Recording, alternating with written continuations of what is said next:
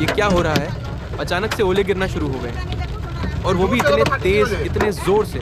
सुन पा रहे हो ना ये आवाज, टक टक टक, धड़ धड़। ऐसा लग रहा है जैसे आसमान से पत्थर गिर रहे हैं। 1 सेकंड पहले सब नॉर्मल था और अगले ही पल पूरा सीन बदल गया।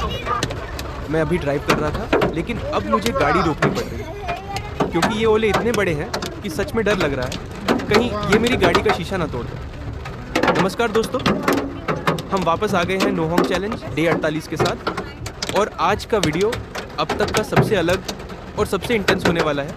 आज का सफ़र है क्योंझर से मेरे गांव बाउचले तक। लेकिन ये सिर्फ एक ड्राइव नहीं है, ये है प्रकृति के साथ एक रियल टाइम बैटल।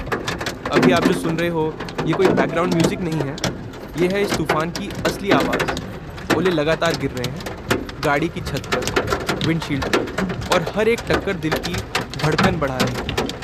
मैं गाड़ी के अंदर बैठा हूँ लेकिन फिर भी सेफ महसूस नहीं हो रहा। सामने कुछ भी साफ नहीं दिख रहा, विजिबिलिटी लगभग 0 हो चुकी है और उस पल बस एक ही सवाल दिमाग में घूम रहा है, क्या सच में ये ओले गाड़ी का शीशा तोड़ सकते हैं? आप क्या सोचते हो?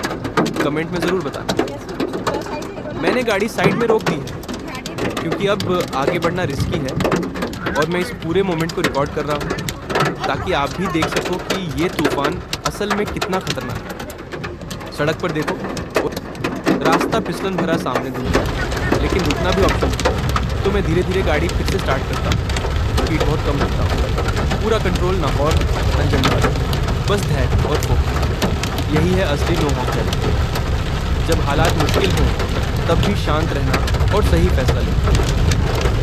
धीरे धीरे मैं इस तूफान से बाहर निकलता हूँ, लेकिन ये अनुभव, ये आवाज़ और वो डर शायद कभी नहीं भूलूंगा। तो दोस्तों, एक बार फिर बताऊँ, क्या आपको लगता है कि ओलों की बारिश सच में गाड़ी का शीशा तोड़ सकती है?